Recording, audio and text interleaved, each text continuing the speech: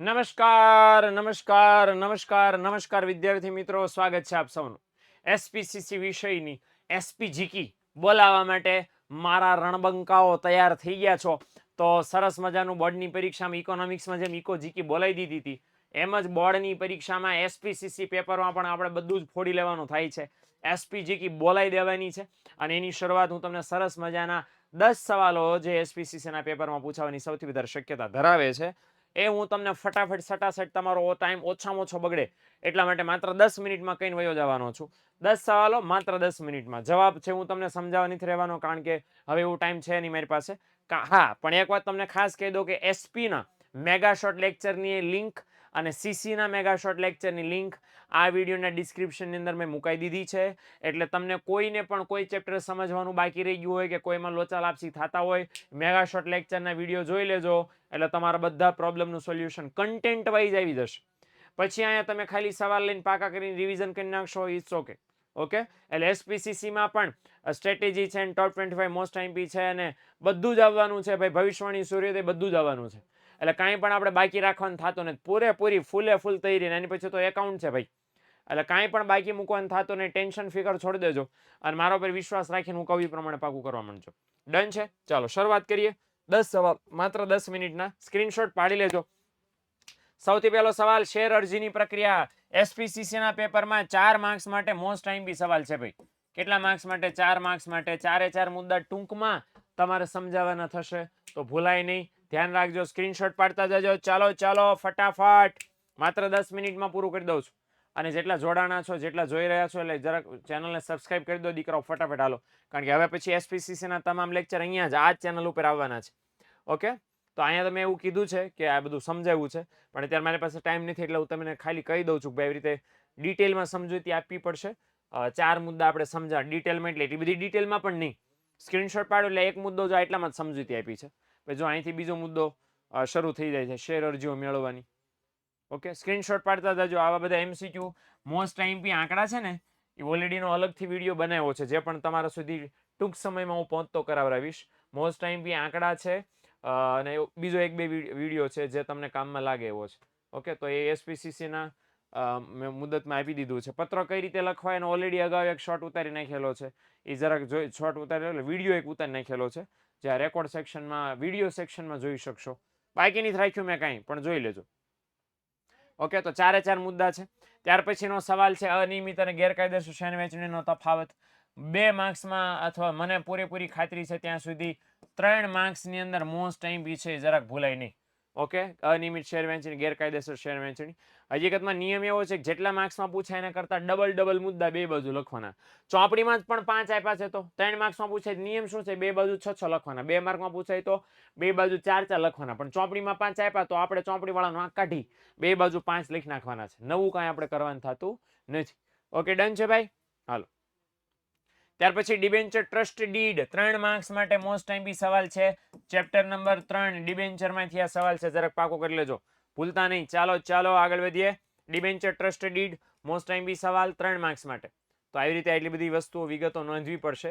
એક તમને મુદ્દો ક્લેરિફાય કરીને કહી દઉં કે તમે ફકરા પદ્ધતિ પ્રમાણે ન લખો અને એવી રીતે પોઈન્ટ પાડીને લખશો તો પણ તમને કોઈ પ્રોબ્લેમ, કાંઈ તકલીફ થવાની નથી જ.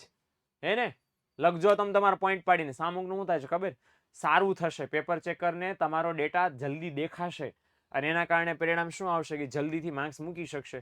શેરની ફેરબદલીનું મહત્વ, ચેપ્ટર નંબર 2 એસપી, અને એ 3 માર્ક્સ માટે મોસ્ટ આઈએમપી. જોજો 3 માર્ક્સ માટે અહીંથી આ વ્હાઇટ કલરના જેટલા ફોન્ટ દેખાય છે 7 મુદ્દા આપ્યા છે. કેટલા લખવાના છે? કોઈ પણ તગડે 3 ટીકડેટિંગ.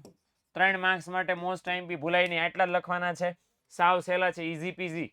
પાકા કરી નાખજો, બાકી નહીં રાખતા ભાઈ. શેરની ફેરબદલીનું મહત્વ, ચેપ્ટર નંબર 2. ત્યાર પછી શેરના કાયદાકીય ફરજિયાત હસ્તાંતરણના સંજોગો. આર્યા સંજોગો છે ભાઈ. સંજોગો 3 માર્ક્સ માટે મોસ્ટ આઈએમપી છે. 4 સંજોગો આપ્યા, 4 માંથી કોઈ પણ 3 તમારે લખવાના થાય. વસિયતનામું ન કર્યું હોય અને કાયદેસરનો વારસદાર હોય તો મૃત્યુ પામે. વસિયતનામું ન બનાવ્યું, વારસદાર ન હોય અને મૃત્યુ પામે. ઓકે, આ કિસ્સામાં શું થાય તો કે ભાઈ વસિયતનામું નહીં બને, વારસદાર હોય તો વારસદારના નામે શેર થાય. વસિયતનામું નથી, વારસદારે નથી તો રિસીવરના નામે અદાલત શેર કરી દે. નાદાર જાહેર થાય તો ટ્રસ્ટીની નિમણૂક કરે. રિસીવરની નિમણૂક કરે. અસ્થિર મગજ ન થાય તો ટ્રસ્ટીની નિમણૂક કરે. ઓકે, અને એક વ્યક્તિ ઇન્કમની મૃત્યુ થાય તો એને જેને વારસદાર હોય એની નિમણૂક થાય. ઓકે, તો આવી રીતે છે એ શોર્ટમાં સમજૂતી આપવાની છે 3 માર્ક્સમાં. ઇઝી પીઝી, 5 માંથી કોઈ પણ લખવાના છે. સભ્યપદ મેળવવાની રીતો 4 માર્ક્સ માટે મોસ્ટ આઈએમપી છે. ચોથું ચેપ્ટર નંબર 4, એમાં 4 માર્ક્સ માટે મોસ્ટ આઈએમપી સવાલ. હું તમને ખાસ ગેરંટી આરે કહી દઉં, એસપીમાં પાસ થવું છે, સારામાં સારા માર્ક્સ લાવવા છે, ત્રીજું અને ચોથું ચેપ્ટર મોસ્ટ આઈએમપી છે. બે આખા પાકા કરી નાખો, ઇઝી પીઝી છે. આલા નાના ચેપ્ટર છે, એન કરતા હેલું એસપી છે હું બીજું મને કહો.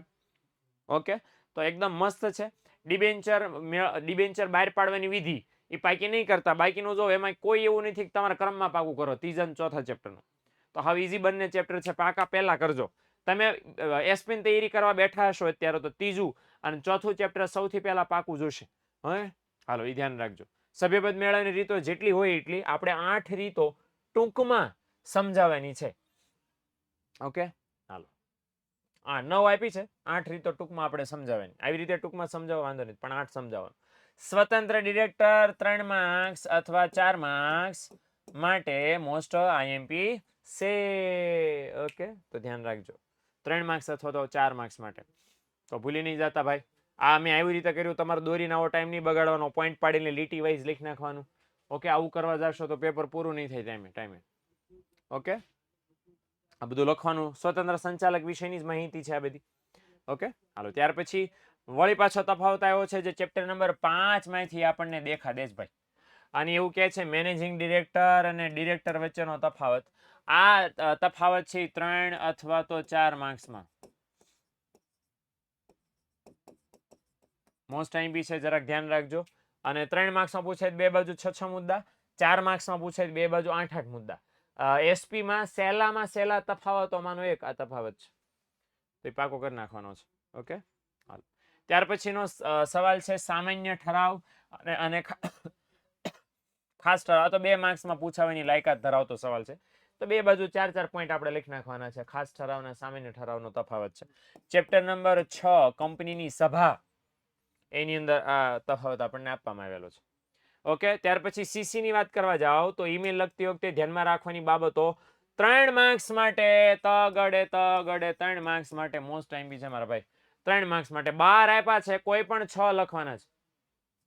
ઇઝી પીઝી. કેટલા 12 આપ્યા છે, કેટલા લખવાનું છે? કોઈ પણ 6 લખજો, પણ નાના પાકા કરી લો તો આવી જાય ને ભાઈ. ઈમેલ લખતી વખતે ધ્યાનમાં રાખવાની બાબતો. સીસી નું ચેપ્ટર નંબર 5 એની અંદર આ સવાલ આપ્યો છે, ખાસ ધ્યાન રાખજો. ઈમેલ લખતી વખતે ધ્યાનમાં રાખવાની બાબતો. ઈ કોમર્સ 3 માર્ક્સ માટે મોસ્ટ આઈએમપી છે, એ પણ ચેપ્ટર નંબર 5 માં જ આપણને આપવામાં આવ્યો છે, તો જરાક ધ્યાન રાખજો. ઈ કોમર્સમાં એટલી વસ્તુ આપણે મેન્શન કરવાની છે. વ્યાખ્યા લખવાની, અન્ય નામ જણાવવાનું છે, એની પ્રોસેસ લખવાની છે, પેમેન્ટ કઈ રીતે થાય અને ઈ કોમર્સના અલગ અલગ સ્વરૂપો છે, C2C, B2B, B2C. ઓકે, તો ઓકે, તો આ એક કોમેન્ટ સેક્શનમાં થઈ જાય. ઓકે, કોમેન્ટ સેક્શનમાં ચેટ બોક્સ તો અત્યારે બંધ થશે કારણ કે તમે મને આ સાંભળી રહ્યા છો, લાઈવ આપણે નહીં જઈ રહ્યા, પણ તમે કોમેન્ટ સેક્શનમાં રૂલ વિદ્યાકુલ કા લખી શકો અને મારો ઉત્સાહ વધારી શકો, કારણ કે ભવિષ્યવાણી સૂર્યોદય એ તમે જોવાના છો એસપીસીસી વિષયનો. હું લાઈવ તમારા માટે લઈને આવવાનો છું, તો ભાઈ જોડાયેલા રહેજો. જેટલા એસપીસીસી વિષયના તમારા વિદ્યાર્થી મિત્રો છે એમને કહેજો કે ભાઈ એસપીસીસી માટે આખા ગુજરાતમાં अपन अकेले आपको ये देंगे. ઓકે, ભવિષ્યવાણી ને સૂર્યોદય બંને ભાઈ. તો ચેનલને સબસ્ક્રાઇબ કરવી જરૂરી છે, ન કરી હોય તો ફટાફટ ચેનલને સબસ્ક્રાઇબ કરી નાખો. અને હા, વિદ્યાયાત્રા 2.0 આપણા ગુજરાતના ઓલમોસ્ટ બહુ બધા શહેરોની અંદર યોજાવાની છે. તારીખ વાઇઝ એનું એનાઉન્સમેન્ટ ટૂંક સમયમાં જ થશે. પણ હા, એના માટેનું ફોર્મ જે છે આ વિડીયોના ડિસ્ક્રિપ્શનની અંદર અવેલેબલ છે, ભરી દેજો એટલે અમને આઈડિયા આવે કે અમે કયા શહેરમાં સૌથી વધારે જવાની કોશિશ કરીએ. ડન છે ભાઈ, તો જોડાવાનું ભૂલતા નહીં. સુરતથી 18 તારીખથી વિદ્યાયાત્રા શરૂ થશે, 22 તારીખ સુધી ચાલવાની છે. 5 દિવસ અમે આખા ગુજરાતને ધમરોળવાના છીએ ભાઈ, તો ભૂલતા નહીં. અને ચાલો, તો બસ ઇધર अपन का काम खत्म है. 10 સવાલ મોસ્ટ આઈએમપી આપવાના હતા, તો મેં તમને તમારી સાથે શેર કરી દીધા છે. સવિશેષ ભવિષ્યવાણી અને સૂર્યોદયની અંદર હું કાંઈ બાકી મૂકવાનો છું નહીં ભાઈ. બધું જ એવું કે જે બોર્ડની પરીક્ષામાં પૂછાવાની પૂરેપૂરી શક્યતા ધરાવે છે. તમારા પેપરમાં સારામાં સારા માર્ક્સ તમે લઈ આવી શકો એ માટેની પૂરી મહેનત મારા તરફથી રહેવાની છે. એટલે ખાસમ ખાસ ભૂલતા નહીં દીકરાઓ. મળીએ છીએ એસપીસીસી વિષયના ભવિષ્યવાણી અને સૂર્યોદયના લેક્ચરની અંદર. ત્યાં સુધી આવજો, ટાટા બાય, સી યા.